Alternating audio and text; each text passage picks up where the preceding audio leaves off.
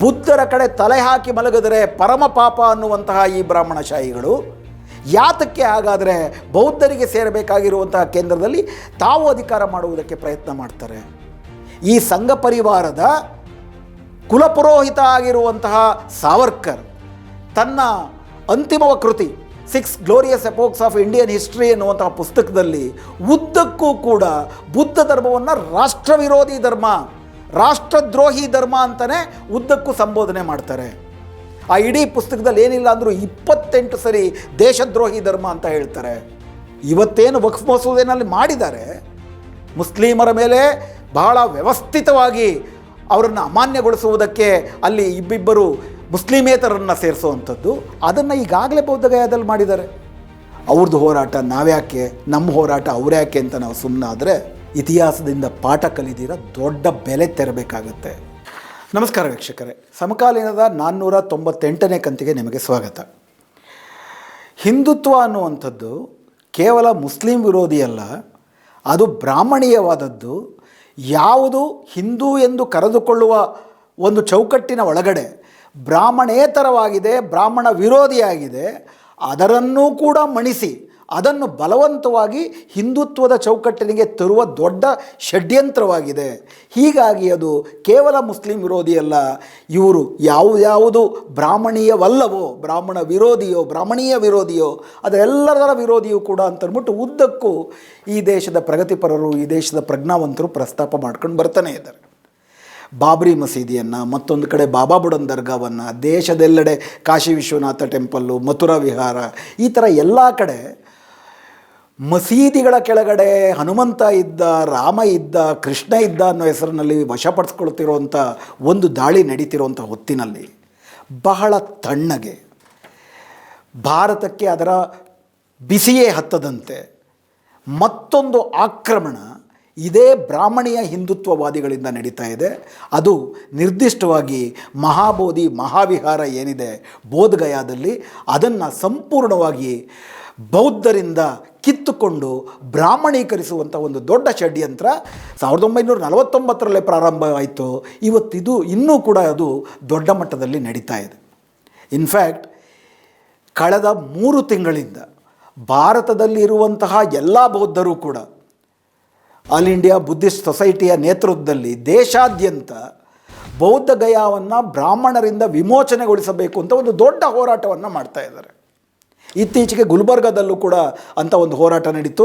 ಬಹುಶಃ ಬರಲಿರುವ ದಿನಗಳಲ್ಲಿ ಈ ದೇಶದ ಪ್ರಜ್ಞಾವಂತರು, ದಲಿತರು, ಬೌದ್ಧರು ಬೇರೆ ಬೇರೆ ಕಡೆ ಬೌದ್ಧಗಯಾದಲ್ಲಿ ಬ್ರಾಹ್ಮಣರಿಂದ, ಬ್ರಾಹ್ಮಣೀಯ ಮಠದಿಂದ ಬೌದ್ಧವಿಯ ಮಹಾಬೋಧಿ ಮಹಾವಿಹಾರದ ವಿಮೋಚನೆಗೆ ಹೋರಾಟಗಳನ್ನು ಮಾಡಲಿದ್ದಾರೆ.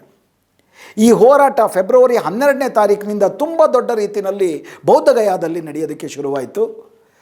ದೇಶಾದ್ಯಂತ ಇರುವಂತಹ ಬೌದ್ಧರು ಬಹುದೊಡ್ಡ ಸಂಖ್ಯೆಯಲ್ಲಿ ಆ ಮಹಾಬೋಧಿ ಮಹಾವಿಹಾರದ ಎದುರುಗಡೆ ಇದನ್ನು ವಿಮೋಚನೆ ಮಾಡಬೇಕು ಬ್ರಾಹ್ಮಣದ ಹಿಡಿತದಿಂದ ಅಂತೇಳಿ ಒಂದು ಹೋರಾಟವನ್ನು ಶುರು ಮಾಡಿದ್ರು. ಬಹಳ ಶಾಂತಿಯುತವಾಗಿ ಬೌದ್ಧರು, ನಿಮಗೆ ಗೊತ್ತಿದೆ, ಶಾಂತಿ ಅಹಿಂಸೆ ಇದನ್ನೇ ಪಾಲಿಸ್ತಾ ಬರ್ತಿರೋರು. ಅತ್ಯಂತ ಶಾಂತಿಯುತವಾಗಿ ಬೌದ್ಧ ಭಿಕ್ಕುಗಳು ನಡೆಸ್ತಿದ್ದಂಥ ಹೋರಾಟದ ಮೇಲೂ ಕೂಡ ಬಿಹಾರದ NDA ಸರ್ಕಾರ, ನಿತೀಶ್ ಕುಮಾರ್ ಮುಖ್ಯಮಂತ್ರಿಯಲ್ಲಿ, ಅವರು ಫೆಬ್ರವರಿ 27ರ ಮಧ್ಯರಾತ್ರಿ ಬೌದ್ಧ ಭಿಕ್ಕುಗಳ ಮೇಲೆ ಘೋರವಾದಂಥ ದಾಳಿಯನ್ನು ಮಾಡಿ ಅವ್ರನ್ನ ಅಲ್ಲಿಂದ ಎತ್ತಂಗಡಿ ಮಾಡುವುದಕ್ಕೆ ಪ್ರಯತ್ನಪಟ್ಟರು. ಅದಾದ ನಂತರ ದೇಶ ವಿದೇಶಗಳಲ್ಲೂ ಕೂಡ ಇದ್ರ ಬಗ್ಗೆ ಅತಿ ದೊಡ್ಡ ಹೋರಾಟ ನಡೀತಾ ಇದೆ. ಹಂಗೆ ನೋಡೋದಾದರೆ ಅಲ್ಲಿ ನಡೀತಿರೋ ಅನ್ಯಾಯದ ವಿರುದ್ಧ ಕರ್ನಾಟಕದಲ್ಲಿ ಎಷ್ಟು ಹೋರಾಟ, ವಿಶೇಷವಾಗಿ ಇಲ್ಲಿ ನಾವು ಬೌದ್ಧರು ಅಂತ ಕರೆದುಕೊಳ್ಳುವಂತಹ, ಅಂಬೇಡ್ಕರ್ ವಾದಿಗಳು ಅಂತ ಕರೆದುಕೊಳ್ಳುವಂತಹ ಎಲ್ಲ ಪ್ರಜ್ಞಾವಂತರು ನಮ್ಮೆಲ್ಲರನ್ನೂ ಕೂಡ ಸೇರಿ ನಾವೇನು ಮಾಡಬೇಕಾಗಿತ್ತು ಅಷ್ಟು ನಾವು ಮಾಡ್ತಿಲ್ಲ ಅನ್ನುವುದೇ ಒಂದು ವಿಷಾದಕರವಾದಂಥ ವಿಷಯ. ಇನ್ಫ್ಯಾಕ್ಟ್ ಇಂಥ ಹೋರಾಟಗಳ ಬಗ್ಗೆ ಮೈನ್ ಸ್ಟ್ರೀಮ್ ಪತ್ರಿಕೆಗಳಲ್ಲೂ ಕೂಡ ಅತ್ಯಂತ ಕಡಿಮೆ ಬಂದಿದೆ. ಹಾಗೂ ಕನ್ನಡದ ಪರ್ಯಾಯ ಮಾಧ್ಯಮಗಳಲ್ಲೂ ಕೂಡ ಇದರ ಬಗ್ಗೆ ದಾಖಲಾಗ್ತಿರೋದು ಬಹಳ ಕಡಿಮೆ. ಇದು ಅತ್ಯಂತ ವಿಷಾದನೀಯವಾದಂಥ ಸಂಗತಿ. ಈ ಸಮಕಾಲೀನದಲ್ಲೂ ಕೂಡ ಇದರ ಬಗ್ಗೆ ಬಹಳ ತಡವಾಗಿ ಈ ವಿಷಯದ ಬಗ್ಗೆ ಮಾತಾಡ್ತಿರೋದ್ರ ಬಗ್ಗೆ ನನಗೂ ಕೂಡ ಇದರ ಬಗ್ಗೆ ವಿಷಾದ ಇದೆ. ಆ ವಿಷಾದದೊಂದಿಗೆ ಈ ವಿಷಯ ಏನು ಅನ್ನೋದನ್ನು ತಮ್ಮ ಮುಂದೆ ಪ್ರಸ್ತಾಪ ಮಾಡೋದಕ್ಕೆ ನಾನು ಇಷ್ಟಪಡ್ತೀನಿ. ನಿಮ್ಮೆಲ್ಲರಿಗೂ ಕೂಡ ಗೊತ್ತಿದೆ, ಗಯಾ ಅಂತ ತಕ್ಷಣವೇ ನಾವು ಹೇಳೋದು ಬೌದ್ಧ ಗಯಾ ಅಂತ. ಯಾಕಂತಂದರೆ ಅಲ್ಲಿಯ ಬೋಧಿ ವೃಕ್ಷದ ಬಳಿ ಬುದ್ಧನಿಗೆ ಜ್ಞಾನೋದಯವಾಯಿತು ಅನ್ನೋದು ಒಂದು ಜಾನಪದ. ಆದರೆ ಬುದ್ಧನಿಗೆ ಆ ಜ್ಞಾನ ಬಂದದ್ದು ಒಂದು ದಿನ ಇದ್ದಕ್ಕಿದ್ದಾಗೆ ಬೋಧಿ ವೃಕ್ಷದ ಕೆಳಗಡೆ ಕೂತಿದ್ದಕ್ಕಲ್ಲ.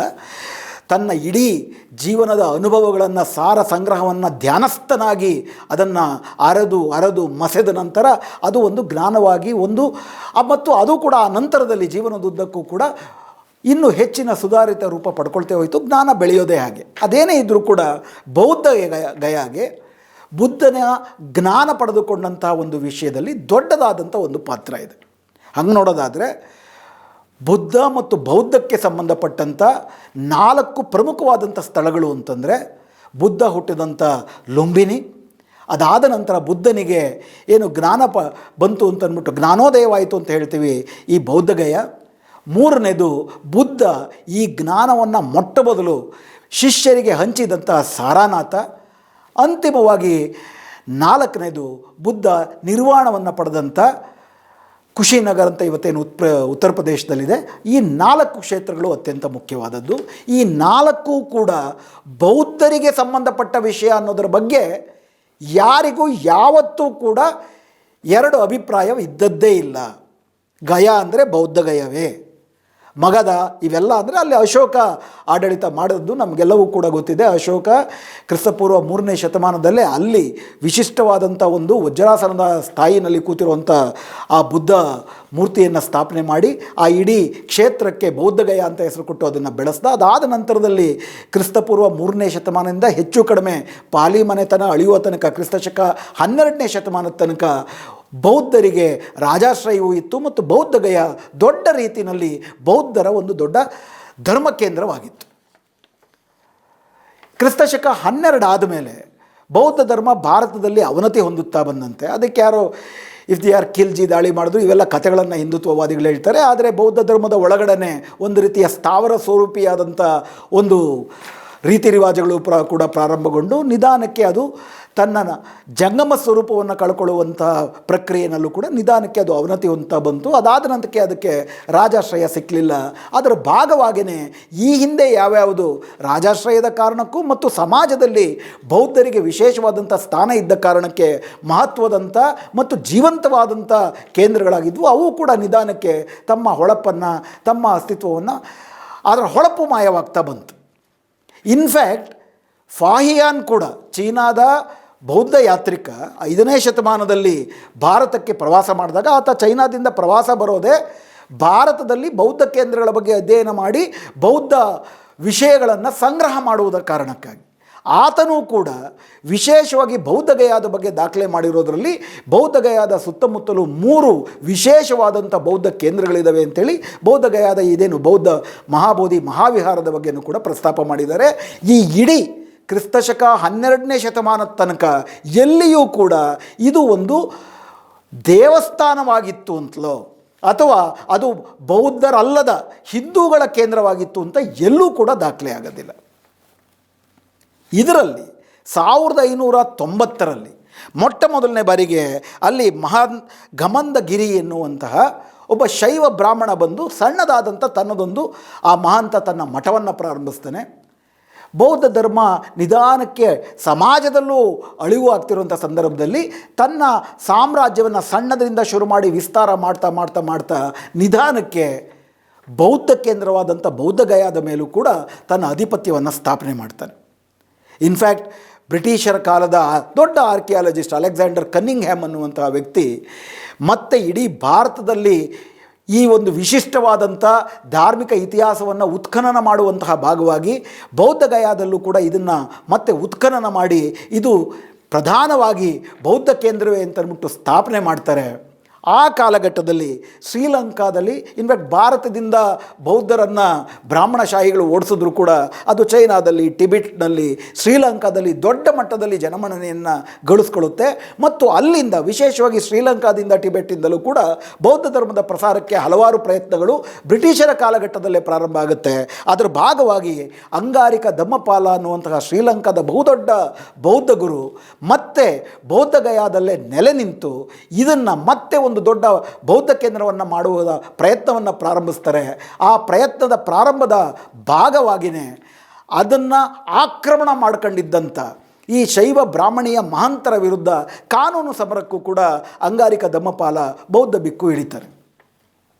ಈ ಸಂಘರ್ಷ ಬ್ರಿಟಿಷರ ಕಾಲದಿಂದ ಬ್ರಿಟಿಷರು ಇದನ್ನು ಅತ್ಯಂತ ಅವಕಾಶವಾದಿ ರೀತಿಯಲ್ಲಿ ತಮಗೆ ಹೆಂಗೆ ಬೇಕೋ ಕಾಲಕ್ಕೆ ಅದನ್ನು ನಿಭಾಯಿಸ್ತಾ ಬರ್ತಾರೆ. 1947ರಲ್ಲಿ ಸ್ವಾತಂತ್ರ್ಯ ಬರುತ್ತೆ. ಆ ಕಾಲಘಟ್ಟದಲ್ಲೂ ಕೂಡ ನಮಗೆ ಗೊತ್ತಿದೆ, ಸ್ವಾತಂತ್ರ್ಯ ಬಂದಂಥ ಸಂದರ್ಭದಲ್ಲಿ ಅಂಬೇಡ್ಕರ್ ಅವರು ಡ್ರಾಫ್ಟಿಂಗ್ ಕಮಿಟಿಯ ಚೇರ್ಮನ್ ಆಗಿದ್ದರು. ಇವತ್ತು ಯಾರ್ಯಾರು ನಾವು ಅಂಬೇಡ್ಕರ್ವಾದಿಗಳು ಅಂತ ಹೇಳ್ಕೊತಾರೆ, ಸಂಘ ಪರಿವಾರವೂ ಕೂಡ ತಾನೇ ಅಂಬೇಡ್ಕರ್ವಾದಿ ಅಂತ ಹೇಳುತ್ತೆ. ಹಿಂದೂ ಧರ್ಮದ ಕೊಟ್ಟ ಕೊನೆಯ ಸಂತ ಅಂತ ಅಂಬೇಡ್ಕರ್ಗೆ ಬಿರುದನ್ನು ಕೂಡ ಕೊಡ್ತಾರೆ. ಅಂಬೇಡ್ಕರ್ ಬೌದ್ಧ ಧರ್ಮವನ್ನು ಅಪ್ಪಿಕೊಂಡಿದ್ದು ಮತ್ತು ಬೌದ್ಧ ಧರ್ಮಕ್ಕೂ ಬ್ರಾಹ್ಮಣ ಭಾರತದ ಇತಿಹಾಸ ಅಂದರೆ ಬ್ರಾಹ್ಮಣ ಧರ್ಮಕ್ಕೂ ಬೌದ್ಧ ಧಮ್ಮಕ್ಕೂ ನಡೆದಂಥ ಒಂದು ಘನಘೋರವಾದಂಥ ಮಾರಣಾಂತಿಕವಾದಂಥ ಸಂಘರ್ಷದ ಇತಿಹಾಸವೇ ಅಂತ ಅಂಬೇಡ್ಕರ್ ಬರೀತಾರೆ. ಇಂಥ ಒಂದು ಸಂಘರ್ಷದ ಇತಿಹಾಸ ಹೊಂದಿರುವಂತಹ ಪರಸ್ಪರ ವಿರುದ್ಧವಾದಂಥ ಬ್ರಾಹ್ಮಣ ಮತ್ತು ಬೌದ್ಧ ಒಟ್ಟಿಗಿರೋಕ್ಕೆ ಸಾಧ್ಯವೇ ಇಲ್ಲ. ಹೆಂಗೆ ಒಟ್ಟಿಗಿದ್ದಾರೋ ಯಾಗಾರೆ ಬೌದ್ಧಗಯಾದಲ್ಲಿ? ಇನ್ಫ್ಯಾಕ್ಟ್ ಇದಕ್ಕೆ ಇನ್ನೂ ಒಂದಷ್ಟು ಹಿಂದೆ ಹೋಗಿ ನಾವು ಚರ್ಚೆ ಮಾಡೋದಾದರೆ ಎಲ್ಲ ಬ್ರಾಹ್ಮಣೀಯವಾದಂಥ ಶಾಸ್ತ್ರಗಳು, ನೀವೇನು ಬೇಡ ಎಸ್.ಎಲ್. ಭೈರಪ್ಪ ಅವರ ಕಾದಂಬರಿಗಳಲ್ಲಿ ನೋಡಿದ್ರೆ ನಿಮಗೆ ಬೌದ್ಧರಿಗೆ ಬ್ರಾಹ್ಮಣರಿಗೆ ಎಷ್ಟು ಸಿಟ್ಟಿತ್ತು ಅಂತ ಗೊತ್ತಾಗುತ್ತೆ. ಬುದ್ಧರ ಕಡೆ ತಲೆ ಹಾಕಿ ಮಲಗಿದರೆ ಪರಮ ಪಾಪ ಅನ್ನುವಂತಹ ಈ ಬ್ರಾಹ್ಮಣಶಾಹಿಗಳು ಯಾತಕ್ಕೆ ಹಾಗಾದರೆ ಬೌದ್ಧರಿಗೆ ಸೇರಬೇಕಾಗಿರುವಂತಹ ಕೇಂದ್ರದಲ್ಲಿ ತಾವು ಅಧಿಕಾರ ಮಾಡುವುದಕ್ಕೆ ಪ್ರಯತ್ನ ಮಾಡ್ತಾರೆ? ಈ ಸಂಘ ಪರಿವಾರದ ಕುಲಪುರೋಹಿತ ಆಗಿರುವಂತಹ ಸಾವರ್ಕರ್ ತನ್ನ ಅಂತಿಮ ಕೃತಿ 6 glorious epochs of Indian history ಎನ್ನುವಂತಹ ಪುಸ್ತಕದಲ್ಲಿ ಉದ್ದಕ್ಕೂ ಕೂಡ ಬುದ್ಧ ಧರ್ಮವನ್ನು ರಾಷ್ಟ್ರವಿರೋಧಿ ಧರ್ಮ, ರಾಷ್ಟ್ರದ್ರೋಹಿ ಧರ್ಮ ಅಂತಲೇ ಉದ್ದಕ್ಕೂ ಸಂಬೋಧನೆ ಮಾಡ್ತಾರೆ. ಆ ಇಡೀ ಪುಸ್ತಕದಲ್ಲಿ ಏನಿಲ್ಲ ಅಂದರೂ 28 ಸರಿ ದೇಶದ್ರೋಹಿ ಧರ್ಮ ಅಂತ ಹೇಳ್ತಾರೆ. ಯಾಕಂದರೆ ಬುದ್ಧ ಸಮತೆ ಮತ್ತು ಮಮತೆ ಅಂತ ಬೋಧಿಸ್ತಾ ವಿದೇಶಿಯರ ಆಕ್ರಮಣದ ವಿರುದ್ಧ ಹೋರಾಡುವುದಕ್ಕೆ ನಮಗೆ ಹಿಂದೂಗಳಿಗೆ ಕ್ಷಾತ್ರತೆ ಬೇಕಾಗಿತ್ತು, ರುಂಡವನ್ನು ಚೆಂಡಾಡುವಂಥ ಒಂದು ಕ್ಷತ್ರಿಯತೆ ಬೇಕಾಗಿತ್ತು. ಆದರೆ ಬುದ್ಧ ಸಮತೆ ಮಮತೆ ಶಾಂತಿ ಅಹಿಂಸೆಯನ್ನು ಬೋಧಿಸಿದ್ರಿಂದ ನಾವು ನಿರ್ವೀರ್ಯರಾಗಿ ಈ ದೇಶ ಪರಕೀಯರ ದಾಸ್ಯಕ್ಕೆ ಗುರಿಯಾಯಿತು. ಅಂಥ ಕಾಲಘಟ್ಟದಲ್ಲಿ ಪುಷ್ಯಮಿತ್ರ ಶುಂಗ ಬುದ್ಧರನ್ನು ಕೊಂದು ಹಾಕದೆ, ಬೌದ್ಧ ವಿಹಾರಗಳನ್ನು ಸರ್ವನಾಶ ಮಾಡದೆ ಈ ದೇಶವನ್ನು ಉಳಿಸ್ಕೊಳ್ಳೋದಕ್ಕೆ ಸಾಧ್ಯ ಇರ್ತಿರಲಿಲ್ಲ. ಈ ದೇಶ ಉಳಿಬೇಕು ಅಂತಂದರೆ ಬ್ರಾಹ್ಮಣ್ಯದ ದಿಗ್ವಿಜಯ ಆಗಬೇಕಾಗಿತ್ತು. ಆದ್ದರಿಂದ ಎಷ್ಟೇ ಹಿಂಸಾತ್ಮಕವಾಗಿದ್ದರೂ ಕೂಡ ಪುಷ್ಯಮಿತ್ರ ಶೃಂಗ ಬೌದ್ಧರ ಕಗ್ಗೊಲೆ ಮಾಡಿದ್ದು ದೇಶಭಕ್ತಿ ಕೃತ್ಯ ಆಗಿತ್ತು. ಯಾಕಂದರೆ ಬುದ್ಧರು ದೇಶದ್ರೋಹಿಗಳಾಗಿದ್ದರು ಅಂತ ಸಂಘ ಪರಿವಾರದ ಕುಲಪುರೋಹಿತನಾಗಿರುವಂತಹ Savarkar 6 glorious epochs of Indian history ಪುಸ್ತಕದಲ್ಲಿ ವಿವರವಾಗಿ ಬರೀತಾರೆ. ಹೀಗೆ ಬ್ರಾಹ್ಮಣ ಮತ್ತು ಬುದ್ಧ ಇವೆರಡೂ ತದ್ವಿರುದ್ಧ ಆಗಿರುವ ಈ ಸಂದರ್ಭದಲ್ಲಿ ಬುದ್ಧಗಯಾ ಅಂದರೆ ಬುದ್ಧನಿಗೆ ಸೇರಿದ್ದು ಅಂತ ಗೊತ್ತಿರೋಂಥ ಸಂದರ್ಭದಲ್ಲಿ ಅಂಗಾರಿಕ ಧರ್ಮಪಾಲ ಅವರು ಇದರ ಬಗ್ಗೆ ನಿರಂತರ ಹೋರಾಟ ಮಾಡ್ತಿರೋ ಸಂದರ್ಭದಲ್ಲಿ ಸ್ವಾತಂತ್ರ್ಯಾನಂತರದಲ್ಲಾದರೂ ಕೂಡ ನಿಜಕ್ಕೂ ಕೂಡ ಇವರಿಗೆ ಅಂಬೇಡ್ಕರ್ ಬಗ್ಗೆ ಮನ್ನಣೆ ಗೌರವ ಇತ್ತು ಅಂತಂದರೆ ಅದನ್ನು ಏನು ಮಹಾಂತ ಹಿಂದೂ ಬ್ರಾಹ್ಮಣರು ಆಕ್ರಮಿಸಿದ್ರು ಅದರಿಂದ ಮುಕ್ತಿ ಕೊಡಬೇಕಾಗಿತ್ತು. ಬದಲಿಗೆ ಆದದ್ದೇನು? 1949ರಲ್ಲಿ ಮಹಾಬೋಧಿ ಟೆಂಪಲ್ ಆ್ಯಕ್ಟ್ ಅಂತ ಒಂದು ಮಾಡ್ತಾರೆ. 1949ರಲ್ಲಿ ಎಂಥ ಒಂದು ಸಂಕುಚಿತವಾದಂಥ ಕುತಂತ್ರಮಯವಾದಂಥ ಕಾಯ್ದೆ ಇದಾಗಿದೆ ಅಂತಂದರೆ ಅದು ಬೌದ್ಧ ವಿಹಾರ ಸ್ಪಷ್ಟವಾಗಿದೆ. ಈಗಾಗಲೇ ಇತಿಹಾಸದುದ್ದಕ್ಕೂ ನಾವು ನೋಡ್ಕೊಂಬಂದಂತೆ 1590ರಲ್ಲಿ ಒಬ್ಬ ಶೈವ ಮಹಾಂತ ಸಣ್ಣದೊಂದು ತನ್ನ ಮಠ ಸ್ಥಾಪಿಸ್ಕೊಂಡಿದ್ದು ಬಿಟ್ಟರೆ ಇತಿಹಾಸದುದ್ದಕ್ಕೂ ಕೂಡ ಅಲ್ಲಿ ಬ್ರಾಹ್ಮಣದ ಪ್ರಸ್ತಾಪವೇ ಇಲ್ಲ. ಅದು ಬೌದ್ಧರಿಗೆ ಸೇರಿದ್ದು. ಫಾಹಿಯಾನಿಂದ ಮೊದಲುಗೊಂಡು ಅಶೋಕನಿಂದ ಮೊದಲುಗೊಂಡು 12ನೇ ಶತಮಾನ ತನಕ ಇರುವ ಎಲ್ಲ ಶಾಸನಗಳು ಅದೇ ಹೇಳ್ತವೆ. ಹೀಗಿರಬೇಕಾದ್ರೆ 1949ರ ಈ ಆ್ಯಕ್ಟ್ ಏನು ಹೇಳುತ್ತಪ್ಪ ಅಂದರೆ ಮಹಾಬೋಧಿ ಟೆಂಪಲ್ ಆ್ಯಕ್ಟು ಈ ಶ್ರದ್ಧಾ ಕೇಂದ್ರವನ್ನು ನಿರ್ವಹಣೆ ಮಾಡುವುದಕ್ಕೆ ಒಂದು ಸಮಿತಿಯನ್ನು ನೇಮಕ ಮಾಡಲಾಗುವುದು. ಅದರಲ್ಲಿ 4 ಜನ ಹಿಂದೂಗಳು, 4 ಜನ ಬೌದ್ಧರು. ಇದು ಯಾವ ರಾಜಿ ಕಾಜಿ ನ್ಯಾಯ ಇದು? ಇವತ್ತೇನು ವಕ್ಫ್ ಮಸೂದೆಯನ್ನು ಲೋಕಸಭೆ ರಾಜ್ಯಸಭೆಯಲ್ಲಿ ಪಾಲನೆ ಮಾಡಿ ಅಲ್ಲಿ ವಕ್ಫ್ ಆಸ್ತಿಗಳನ್ನೂ ಕೂಡ ನೋಡ್ಕೊಳ್ಳೋದಕ್ಕೆ ಹಿಂದೂಗಳನ್ನು ನೇಮಕಾತಿ ಮಾಡಬೇಕು ಅಂತ ಅಂದ್ಬಿಟ್ಟು ಮಾಡಿದ್ರು. ಅದಕ್ಕೆ ತುಂಬ ಹಿಂದೆಯೇ 1949ರಲ್ಲೇ ಬೌದ್ಧ ವಿಹಾರಗಳ ನಿರ್ವಹಣೆಗೆ 4 ಜನ ಬೌದ್ಧರು, 4 ಜನ ಹಿಂದೂಗಳು. ಅದರಲ್ಲಿ ಬೌದ್ಧರದು ಕೂಡ ಪ್ರಾಮುಖ್ಯತೆ ಇಲ್ಲ, ಸಮ ಪ್ರಮಾಣ. ಬರೀ ಸಮ ಪ್ರಮಾಣ ಅಲ್ಲ, ಆ ಕಾಯ್ದೆನಲ್ಲಿ ಇನ್ನೊಂದು ವಾಕ್ಯ ಇದೆ, 4 ಜನ ಬೌದ್ಧರು 4 ಜನ ಹಿಂದೂಗಳ ಜೊತೆಗೆ ಗಯಾದ ಡಿಸ್ಟ್ರಿಕ್ಟ್ ಮ್ಯಾಜಿಸ್ಟ್ರೇಟ್ ಅದರ ಎಕ್ಸ್ ಅಫಿಷಿಯೋ ಚೇರ್ಮನ್ ಆಗಿರ್ತಾರೆ. ಅಷ್ಟು ಮಾತ್ರ ಅಲ್ಲ, ಆ ಕಾಯ್ದೆ ಇನ್ನೊಂದೇನು ಹೇಳುತ್ತೆ, ಆ ಎಕ್ಸ್ ಅಫಿಷಿಯೋ DC ಹಿಂದೂ ಆಗಿದ್ದರೆ ಮಾತ್ರ ಆತ ಚೇರ್ಮನ್ ಆಗಿರ್ತಾನೆ, ಇಲ್ಲ ಅಂದರೆ ಅದೇ ಸ್ಥಾಯಿಯ ಮತ್ತೊಬ್ಬರು ಚೇರ್ಮನ್ ಆಗಿರ್ತಾರೆ. ಅಂದರೆ ಚೇರ್ಮನ್ ಯಾರಾಗ್ತಾರೆ? ಸಹಜವಾಗಿಯೇ ಹಿಂದೂಗಳೇ ಆಗ್ತಾರೆ, ಕಾಯ್ದೆ ಪ್ರಕಾರನೂ ಹಿಂದೂಗಳೇ ಆಗ್ತಾರೆ. ಮತ್ತು ಅದು ಕಾಂಗ್ರೆಸ್ ಸರ್ಕಾರ ಇದ್ದರೂ ಅಥವಾ BJP ಸರ್ಕಾರ ಇದ್ದರೂ ಕೂಡ, ಈಗಾಗಲೇ ನಾವು ಬಾಬಾ ಬುಡನ್ ದರ್ಗಾ ವಿಷಯದಲ್ಲೂ ಕೂಡ ಹಿಂದಿನ ಸಂಚಿಕೆಯಲ್ಲಿ ಮಾತಾಡಿದಂತೆ ಅಲ್ಲಿ ಹಿಂದೂ DCಯನ್ನೇ ಅಲ್ಲಿ ನೇಮಕ ಮಾಡ್ತಾರೆ. ಹೀಗಾಗಿ ಒಟ್ಟು ಬೌದ್ಧಗಯಾದ ನಿರ್ವಹಣೆಯಲ್ಲಿ ಹಿಂದೂಗಳ ಸಂಖ್ಯೆ 5, ಬೌದ್ಧರ ಸಂಖ್ಯೆ 4 ಆಗುತ್ತೆ. ತನ್ನದೇ ಧರ್ಮದ ಒಂದು ಸಂಸ್ಥೆಯ ನಿರ್ವಹಣೆಯಲ್ಲಿ ತಾನೇ ಅಲ್ಪಸಂಖ್ಯಾತರು, ಅದು ಶಾಸನಬದ್ಧವಾಗಿ 1949ರಿಂದ ಇವತ್ತೇನು ವಕ್ಫ್ ಮಸೂದೆಯಲ್ಲಿ ಮಾಡಿದ್ದಾರೆ, ಮುಸ್ಲಿಮರ ಮೇಲೆ ಬಹಳ ವ್ಯವಸ್ಥಿತವಾಗಿ ಅವರನ್ನು ಅಮಾನ್ಯಗೊಳಿಸುವುದಕ್ಕೆ ಅಲ್ಲಿ ಇಬ್ಬಿಬ್ಬರು ಮುಸ್ಲಿಮೇತರನ್ನು ಸೇರಿಸುವಂಥದ್ದು, ಅದನ್ನು ಈಗಾಗಲೇ ಬೌದ್ಧಗಯಾದಲ್ಲಿ ಮಾಡಿದ್ದಾರೆ. ಇದರ ವಿರುದ್ಧ 49ರಿಂದಲೂ ಹೋರಾಟ ನಡೀತಾ ಇದೆ, ಮಹಾಬೋಧಿ ಮಹಾವಿಹಾರವನ್ನು ವಿಮೋಚನೆ ಮಾಡಬೇಕು ಅಂಥೇಳಿ. 2012ರಲ್ಲಿ ಇದರ ಬಗ್ಗೆ ಸುಪ್ರೀಂ ಕೋರ್ಟಲ್ಲಿ ಒಂದು ದಾಖಲಾಗುತ್ತೆ. ದಾಖಲಾಗಿ ಇದರಲ್ಲಿ ನಡೆದಿರೋ ಅನ್ಯಾಯವನ್ನು ಮುಂದೆ ಇಟ್ಟು, ಯಾಕಂದರೆ ಇತಿಹಾಸ ಅದಕ್ಕೆಲ್ಲ ಸಾಕಷ್ಟು ಪುರಾವೆಗಳಿದೆ, ಇದು ಕೇವಲ ಬೌದ್ಧ ಕೇಂದ್ರ ಅಂತೇಳಿ, ಇಲ್ಲಿ ಹಿಂದೂಗಳಿಗೆ ಯಾಕಿರಬೇಕು? ಯಾಕಂದರೆ ಕಾನ್ಸ್ಟಿಟ್ಯೂಷನ್ ಪ್ರಕಾರವೂ ಕೂಡ ಬೌದ್ಧ ಧರ್ಮ ಹಿಂದೂ ಧರ್ಮ ಅಲ್ಲ. ನಮ್ಮ ದೇಶದಲ್ಲಿ ಪ್ರಮುಖವಾದಂಥ 5 ಅಲ್ಪಸಂಖ್ಯಾತ ಧರ್ಮಗಳಲ್ಲಿ ಮುಸ್ಲಿಮರು, ಕ್ರಿಶ್ಚಿಯನ್ನರು, ಬೌದ್ಧರು, ಜೈನರು, ಪಾರ್ಸಿಗಳು ಸೇರ್ಕೋತಾರೆ. ಹೀಗಾಗಿ ಬೌದ್ಧರು ಹಿಂದೂಯೇತರ ಅಲ್ಪಸಂಖ್ಯಾತ ಧರ್ಮ, ಅಧಿಕೃತ ಅಲ್ಪಸಂಖ್ಯಾತರು. ಮೈನಾರಿಟಿ ಕಮಿಷನಲ್ಲಿ ಕೂಡ ಬೌದ್ಧರು ಇರ್ತಾರೆ. ಅವರು ಹಿಂದೂಗಳಾಗಿದ್ದರೆ ಯಾತಕ್ಕೆ ಇರ್ತಿದ್ರು ಮೈನಾರಿಟಿನಲ್ಲಿ? ಹೀಗಾಗಿ ಸಂವಿಧಾನಿಕವಾಗಿಯೂ ಕೂಡ ಅಲ್ಲಿ ಬೌದ್ಧ ವಿಹಾರದ ನಿರ್ವಹಣೆಗೆ ಹಿಂದೂಗಳು ಇರಕೂಡದು.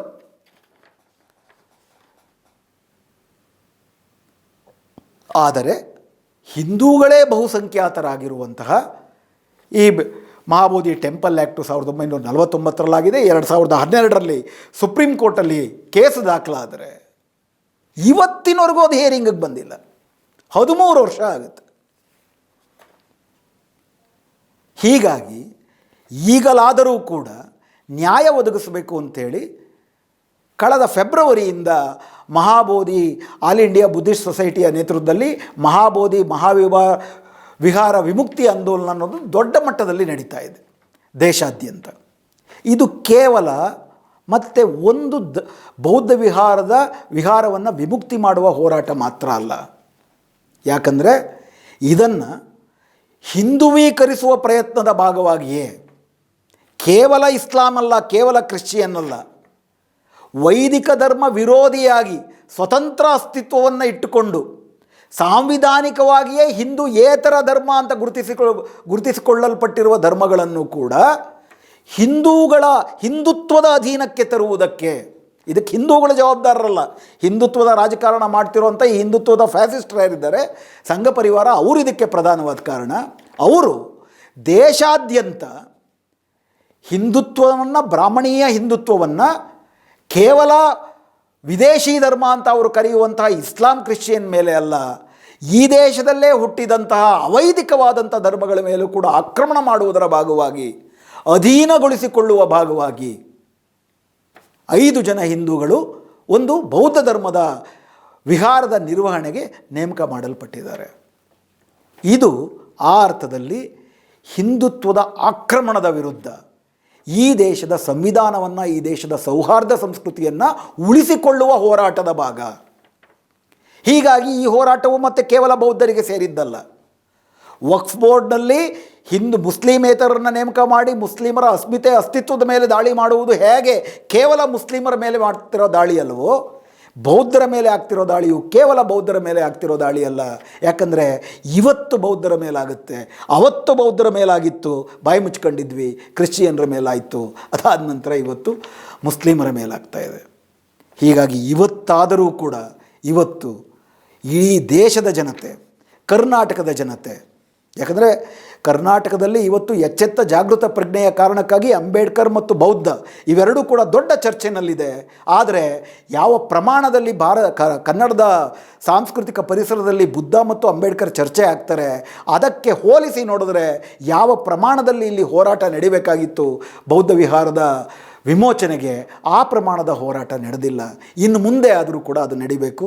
ಯಾಕಂದರೆ ವಕ್ಫ್ ಮಸೂದೆಯ ವಿರುದ್ಧದ ಹೋರಾಟ, ಬೌದ್ಧ ವಿಹಾರದ ಮುಕ್ತಿಯ ಹೋರಾಟ, ಅಥವಾ ದಲಿತರ ಮೇಲೆ ನಡೀತಿರುವಂತಹ ನಿರಂತರ ಸಾಂಸ್ಕೃತಿಕ ರಾಜಕೀಯ ಹಲ್ಲೆಗಳ ವಿರುದ್ಧದ ಹೋರಾಟ, ಇವೆಲ್ಲವೂ ಕೂಡ ಈ ದೇಶದ ಸಂವಿಧಾನದ ಸೌಹಾರ್ದತೆ, ಬಂಧುತ್ವವನ್ನು ಮತ್ತು ಸಮಾನತೆಯನ್ನು ಉಳಿಸಿಕೊಳ್ಳುವ ಹೋರಾಟವೇ ಆಗಿದೆ.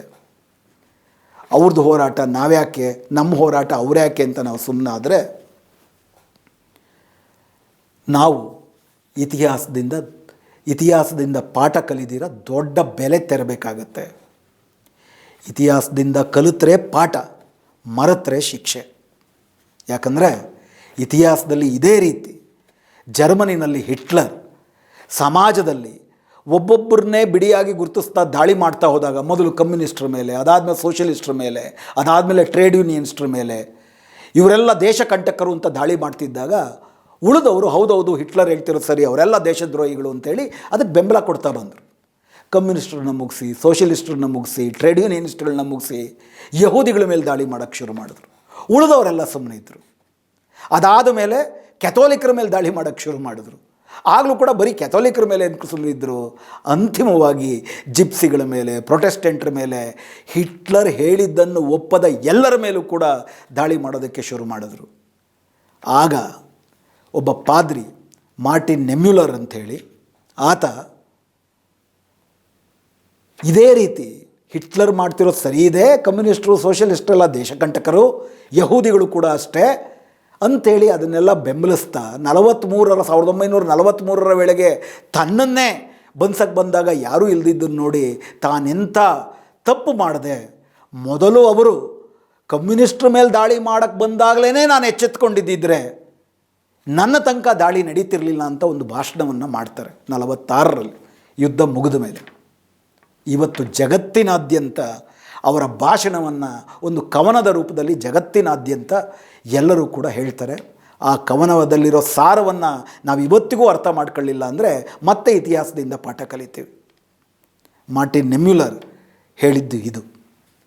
ಮೊದಲವರು ಅಂದರೆ ಹಿಟ್ಲರ್ನ ಸೈನಿಕರು ಮೊದಲವರು ಕಮ್ಯುನಿಸ್ಟರನ್ನು ಹುಡುಕಿ ಬಂದರು, ನಾನು ಉಸಿರೆತ್ತಲಿಲ್ಲ.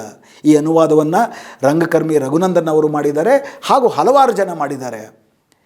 ನಾನು ಉಸಿರೆತ್ತದೆ ಸುಮ್ಮನಿದ್ದೆ, ಏಕೆಂದರೆ ನಾನು ಕಮ್ಯುನಿಸ್ಟನಾಗಿರಲಿಲ್ಲ. ನಂತರ ಅವರು ಸೋಷಲಿಸ್ಟರನ್ನು ಹುಡುಕಿ ಬಂದರು, ಆಗಲೂ ನಾನು ಉಸಿರೆತ್ತಲಿಲ್ಲ, ಏಕೆಂದರೆ ನಾನು ಸೋಷಲಿಸ್ಟ್ ಆಗಿರಲಿಲ್ಲ.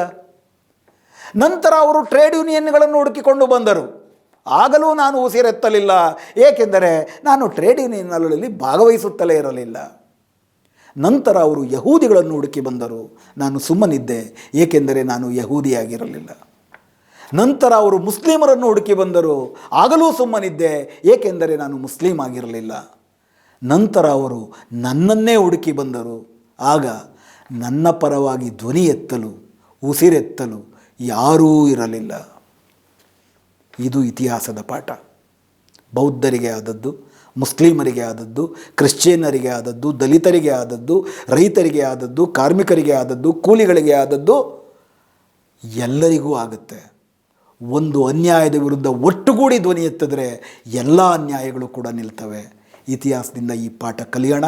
ಕರ್ನಾಟಕದಲ್ಲೂ ಕೂಡ ಒಂದು ಕಡೆ ಮಹಾಬೋಧಿ ಮಹಾವಿಹಾರದ ಮುಕ್ತಿ ಆಂದೋಲನಕ್ಕೆ ಕೈಗೂಡಿಸ್ತಾ, ಅದೇ ರೀತಿ ವಕ್ಫ್ ಮಸೂದೆ ಏನಿದೆ ಅದರ ವಿರುದ್ಧವೂ ಹೋರಾಟ ಮಾಡ್ತಾ ಬಲವಾದ ಭ್ರಾತೃತ್ವವನ್ನು ಗಟ್ಟಿಗೊಳಿಸಿ ಈ ದೇಶವನ್ನು ಉಳಿಸೋಣ ಅಂಥೇಳಿ ಇವತ್ತಿನ ಸಂಚಿಕೆಯನ್ನು ಇಲ್ಲಿಗೆ ನಿಲ್ಲಿಸ್ತಿದ್ದೀನಿ. ನಮಸ್ಕಾರ.